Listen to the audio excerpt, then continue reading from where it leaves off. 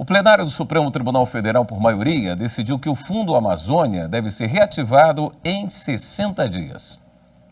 4 partidos, PSOL, PSB, PT e a Rede Sustentabilidade, entraram com ação no Supremo pedindo a reativação do Fundo Amazônia, paralisado em abril de 2019.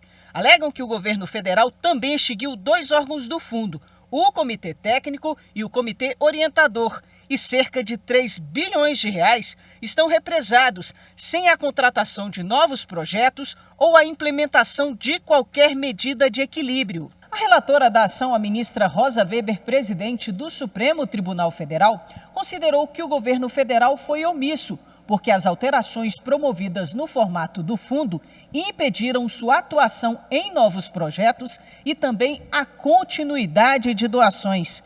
Com isso, entendeu configurada a omissão da União em relação aos deveres constitucionais de proteção da Amazônia Legal. Assim, votou por invalidar os decretos que alteraram o fundo e restabelecer o modelo original. Determino à União que, no prazo de 60 dias, adote as providências administrativas necessárias para a reativação do Fundo Amazônia, nos limites de suas competências, com o formato de governança estabelecido no Decreto 6.527 de 2008. Na sequência do julgamento, mais 6 ministros votaram no sentido de que os decretos que alteraram o formato do fundo e impediram o financiamento de novos projetos são inconstitucionais e que o modelo anterior deve ser retomado. O ministro Nunes Marques divergiu totalmente da relatora. Para ele, as alterações são válidas. Ele considera que o governo não eliminou o Fundo Amazônia, apenas exerceu uma opção política legítima de aperfeiçoar seu modelo. Em primeiro lugar, o que se observa na inicial é uma tentativa de hierarquizar decretos sob o fundamento de que o decreto 6.527 de 2018 seria bom e, por isso, deveria prevalecer, e o outro decreto 10.144 de 2019 seria ruim e, por isso, deveria cair a despeito de ser posterior ao primeiro. Ora, não existe hierarquia entre decretos e o poder público pode, a qualquer momento, revogar decretos anteriores, respeitados apenas os eventuais direitos adquiridos e os atos jurídicos perfeitos.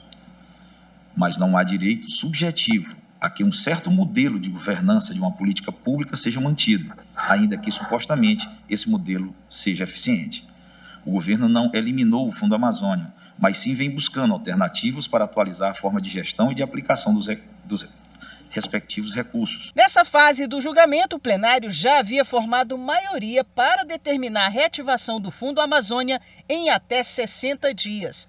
Na retomada da discussão, votaram a ministra Carmen Lúcia e os ministros Ricardo Lewandowski e Gilmar Mendes, acompanhando a relatora. Já se teve nesta semana a sinalização de que alguns parceiros internacionais, especialmente Noruega e Alemanha, já se dispõem exatamente a que haja a recomposição do fundo, a adoção das providências e das tratativas que são necessárias, dos projetos em andamento e dos projetos que estão em carteira. E, neste sentido, é que é a direção do voto de Vossa Excelência, de este Supremo, estar, portanto, liberando e determinando que se retirem as travas, para usar a expressão de Vossa Excelência, que estavam postas para que se tivesse o pleno emprego dos valores e dos recursos depositados naquele fundo. Eu estou, como disse, acompanhando o voto de Vossa Excelência em sua integridade. Considero ser viável que se determine ao Poder Executivo Federal que retorne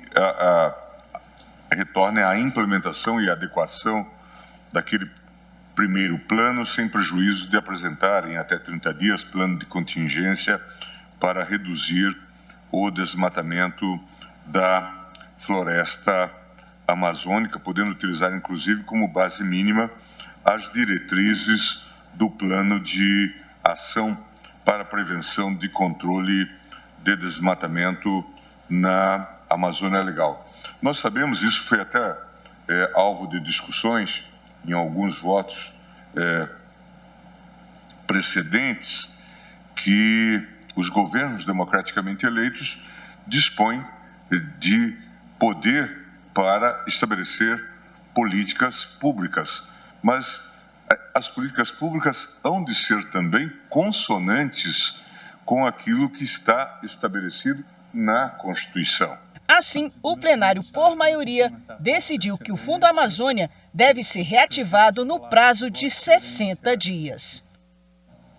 E depois desse julgamento, os ministros passaram a analisar uma ação penal contra o deputado federal Silas Câmara. Nós vamos falar ao vivo com a repórter Marta Ferreira, que tem mais informações para a gente. Boa noite, Marta.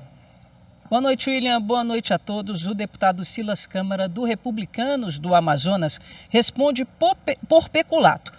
De acordo com o Ministério Público Federal, ele teria desviado parte de recursos públicos destinado ao pagamento de assessores parlamentares entre os meses de janeiro de 2000 a dezembro de 2001.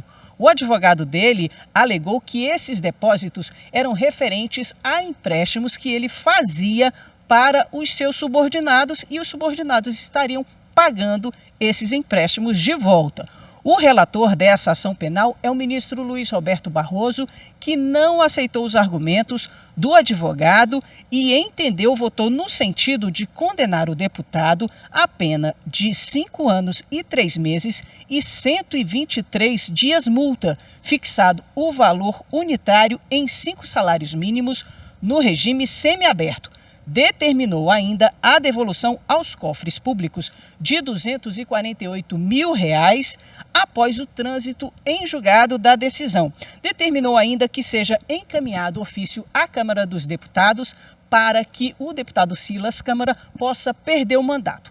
Depois do voto do relator, a sessão foi suspensa e será retomada na próxima semana com o voto do revisor, que é o ministro Edson Fachin, e também o voto dos demais ministros. William. Obrigado pelas informações, Marta.